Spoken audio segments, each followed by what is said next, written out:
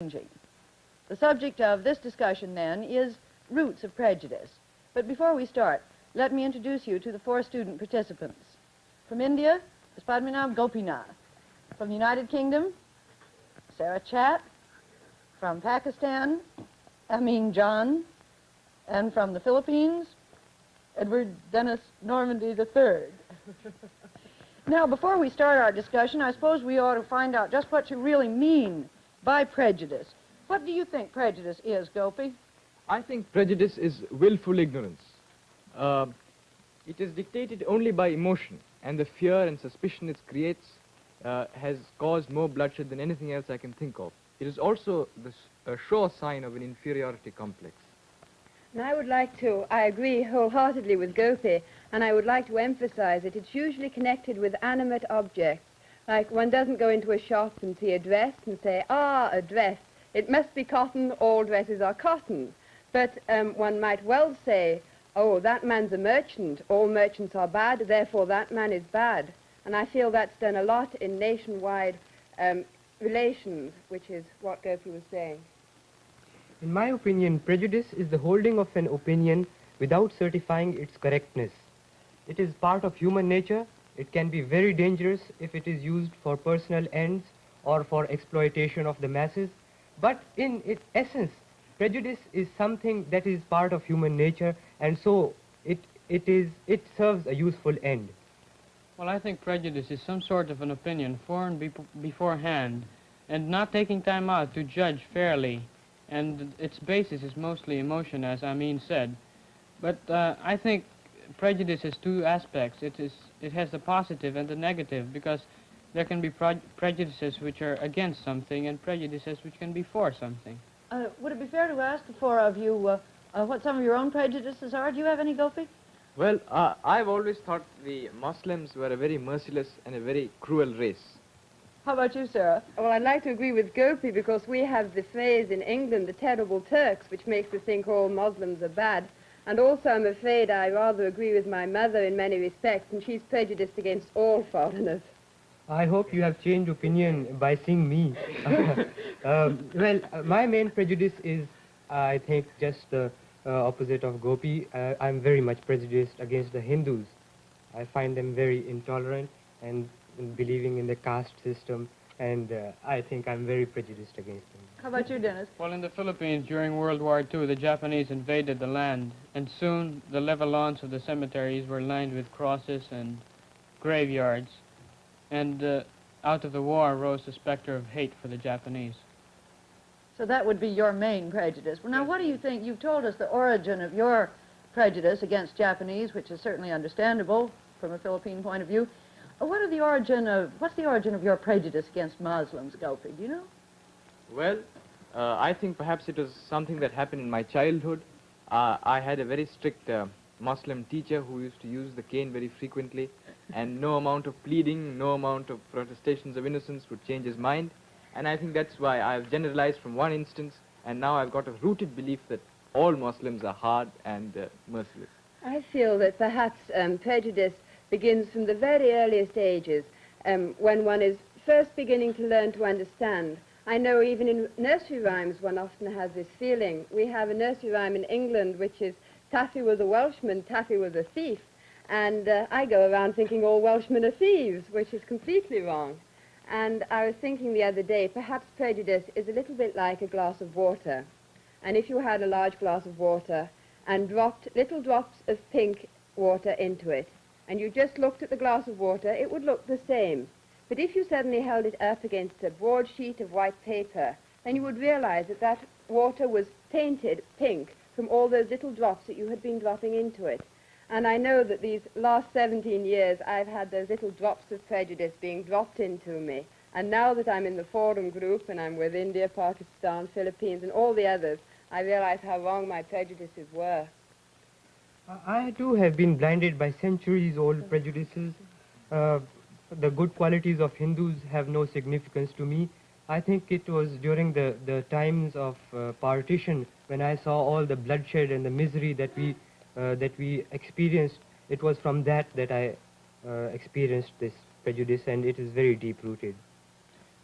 Tell us, excuse me, Sarah, go ahead. Well, I was going to think that perhaps in the stories, too, that one is taught, one tends to get this feeling of prejudice. For instance, in religion, I always feel that Christ was English, and I cannot imagine him as being Armenian or as a Jew. And there's just been a painting that's been shown of Christ as a Negro, which to me seems repulsive. And then again, in these stories that we have of the Knights of the Round Table and of all great people, I always seem to think that they're English, and aren't I lucky to be an English person because it's so nice. Well, that's extremely interesting because I've noticed that most Englishmen think that history began with the signing of the Magna Carta. Yeah. It might be of some interest to you to know that history began some 3,000 years before that in the river valleys of the Indus, when your savage Anglo-Saxons were still running about dressed in skins. And it's also an interesting fact that my country, in the prejudices which my friend Amin has pointed out as the caste system, originated in part from a decadent civilization. The ancient Hindu civilization had become decadent, and realizing well the faults which lay inside themselves, they threw up these race barriers, and this was the beginning of the caste system. But I must say, as far as intolerance is concerned, the Muslim surely has few parallels in history.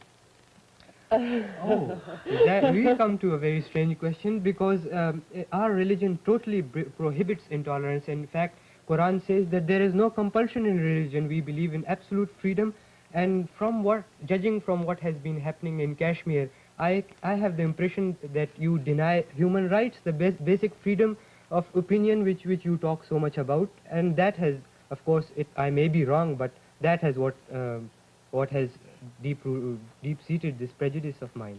Well, I don't quite see how the question of Kashmir ties in with prejudice.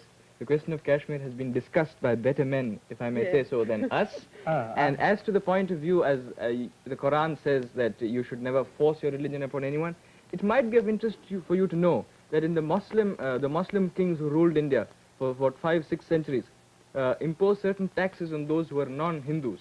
The invasions from the north were from Muslim countries was with a view to forcible conversion. And I'm sure that the example that the Muslims have set in intolerance is not restricted to India alone. Just a second.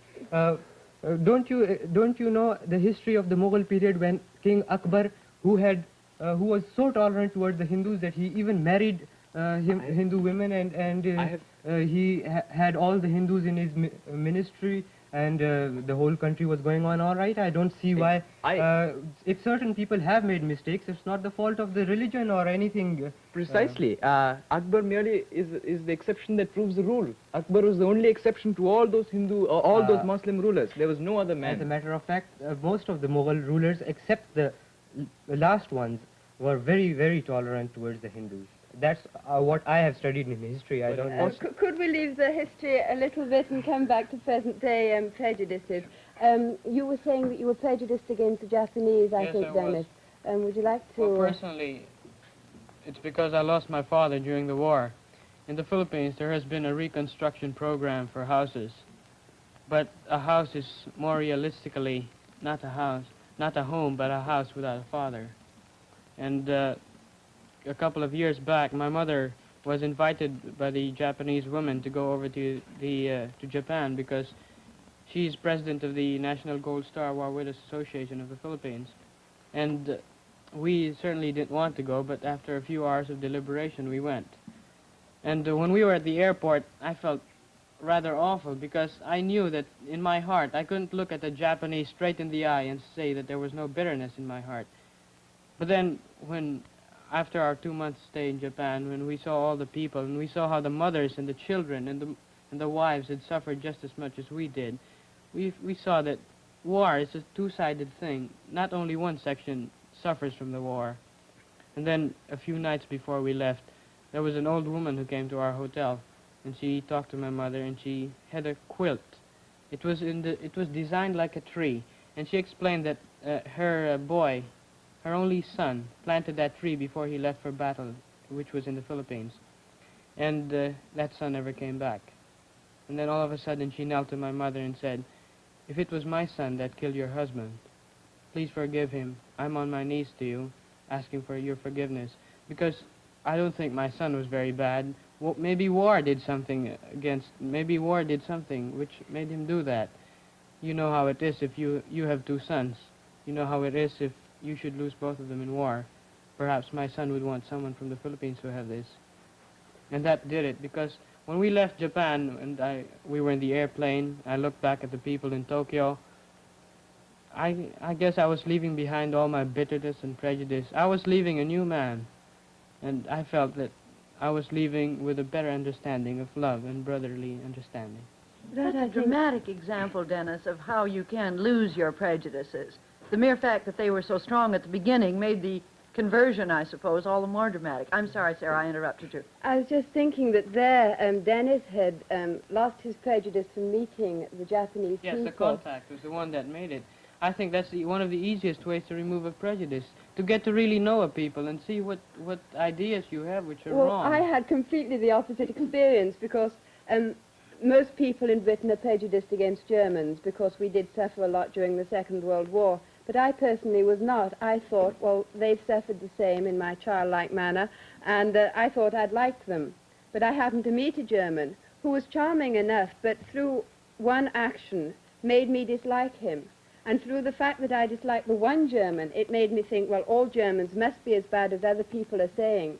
And therefore, I got a prejudice from meeting somebody. I don't think personal contact is always the way of solving prejudices. And also, you were saying that colonialism, the prejudice against it was justified. Perhaps you'd like to speak a little bit more about that, because I'd like you to. Well, I'm sure many enlightened people, even in the British Empire, are beginning to realize that your policy of colonialism is not entirely But justified. what is our policy? What would you say our policy was? Was? No, of or is. exploiting. Is, but now you're retreating. There's nothing else you can do but retreat. After all, you must move with the spirit of the times. As it is, you have been sticking on to old outposts, but I'm afraid that the times are against you and you'll have to shift back. Your policy was, at one time, to get hold of certain colonies in the far-flung outposts and say the sun never sets over the British Empire, and make full use of these colonies and be prejudiced in favor of these colonies as long as they were prejudiced in favor of you. That was your policy in the past. Of course, now you cannot, I don't think, hold that same position. I would like to disagree upon that, because in the past it was a matter of trade, and we were often going to underdeveloped areas, and we were giving them a lot of help. Oh, yes. Now, if you're going to say colonialism is so bad, why should Malta in 1814 wish to come under the British protection? Why should the Fiji Islands in 1874, or Sarawak as late as 1946, wish to come under the British protection? And then again, to go on to the Berlin Conference of European Nations, which I think was in 1884 and 1885, when we had this conference of European nations who were interested in Africa. And there Britain put forward the unique idea at that time that perhaps the African nations could be brought to a democratic way of life, like the USA had, because you were once our colonies, Yes. America and Canada and Australia, Yes. and like the Western civilized Asian countries like India, Burma and Ceylon. There, Britain put forward this idea, and it has been proved that our policy was right, because you now have on March the 6th, the Gold Coast going to have her independence. In another 12 months, you have Malaya going to have her independence. And you have these countries which have been colonies, and which is even more amazing, remaining friendly towards us. Because I would say that India was friendly towards Britain. I should say so, and that is a credit which lies entirely with us and not with you. And in the second place, I should also say that your policy of saying that all these countries wished for it, it was you who was putting the wish in their mouths. There was not much they could do. So what is Sarawak, by the way? Who are the responsible people in Sarawak? It's a rainforest.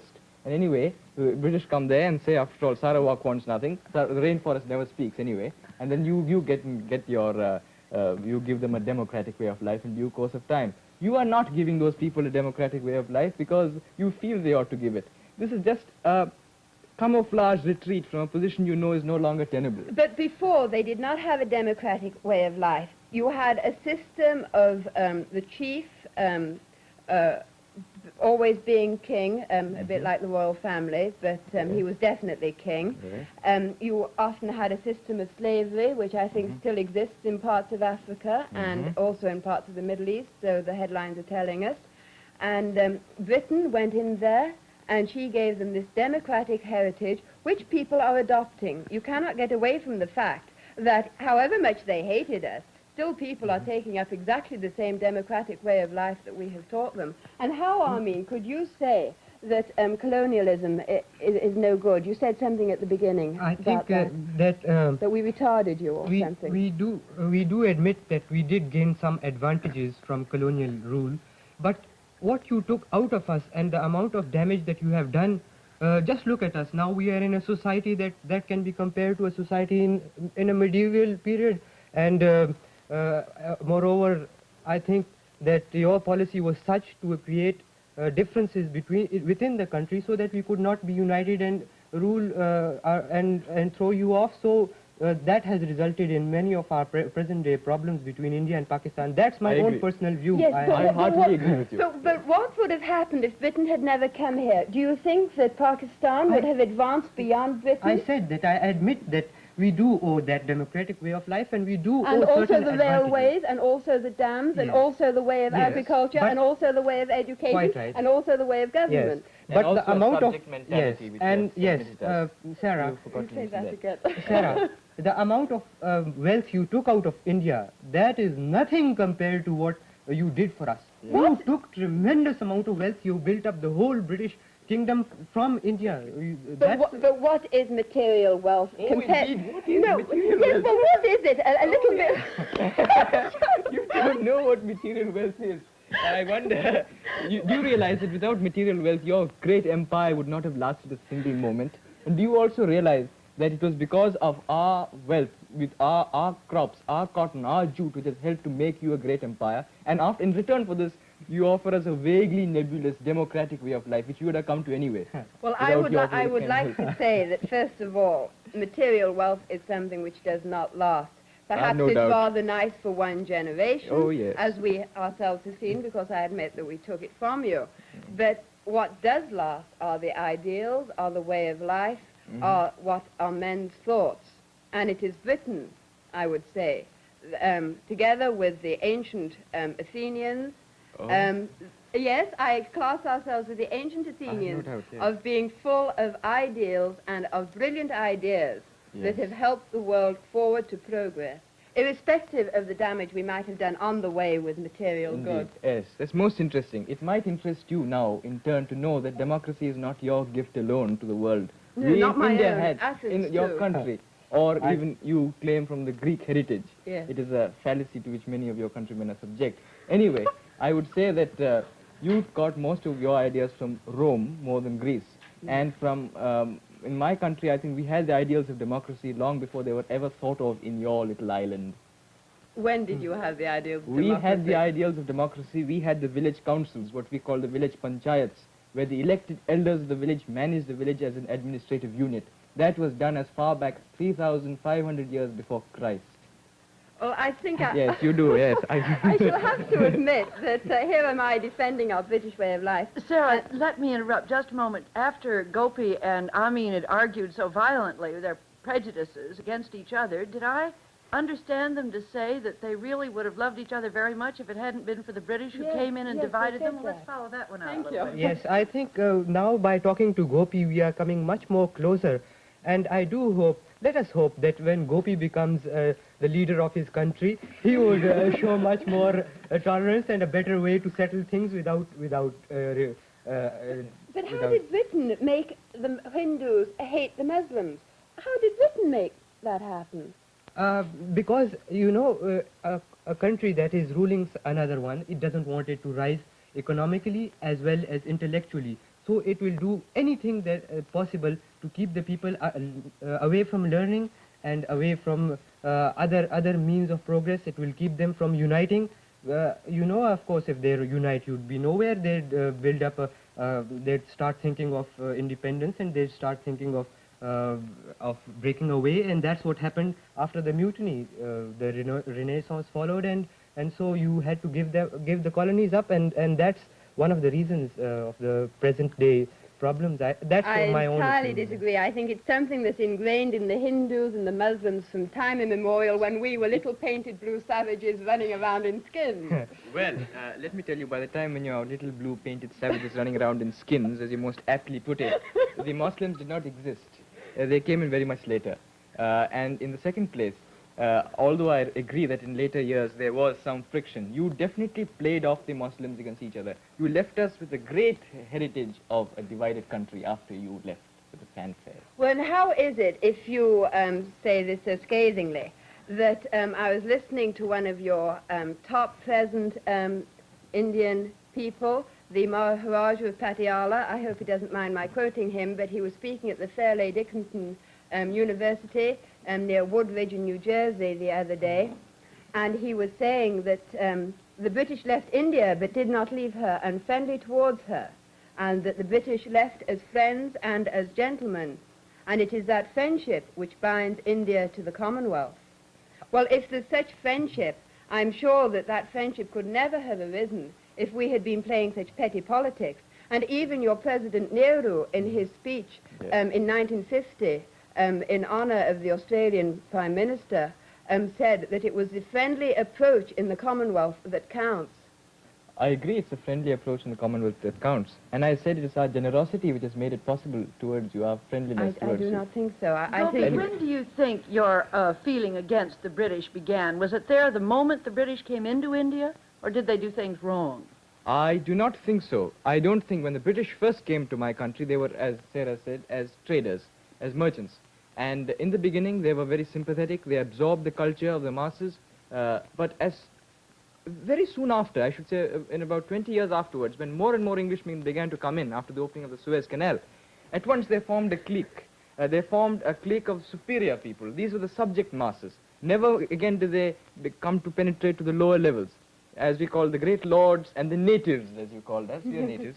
And as soon as this happened, from that minute onwards, the British supremacy was in danger. And I think it's from that minute that the bitterness began, actually. Could I say here, I know this perhaps is not right for me to say in this context, but I came over here thinking that always our colonial policy had been right. I definitely believed that the whole world should be grateful to us for everything that we had done for them. Of course, we have done a lot for them, and I genuinely believed that. But having come in contact with so many people who I expected to rush into my arms and say, "Oh, darling mother country," and realize that they don't do that and that they rather resent our help, I'm beginning to wonder whether we should have ever gone there in the first place. But the minute I wonder, were we right to go in and attack what we considered a barbarous nation, then I begin to consider, well, what would that nation have been like today? Would it have managed to progress itself, or would it be just another nation which would have been taken in under the communist wing? Well, I wouldn't know. I wouldn't know exactly as to that. But I'm sure that democracy could have evolved on its own. It's not necessary, it is not injected by you into our veins. We did not require that injection. I'm sure we could have done it in time. Perhaps I never deny that we owe you a great deal of things.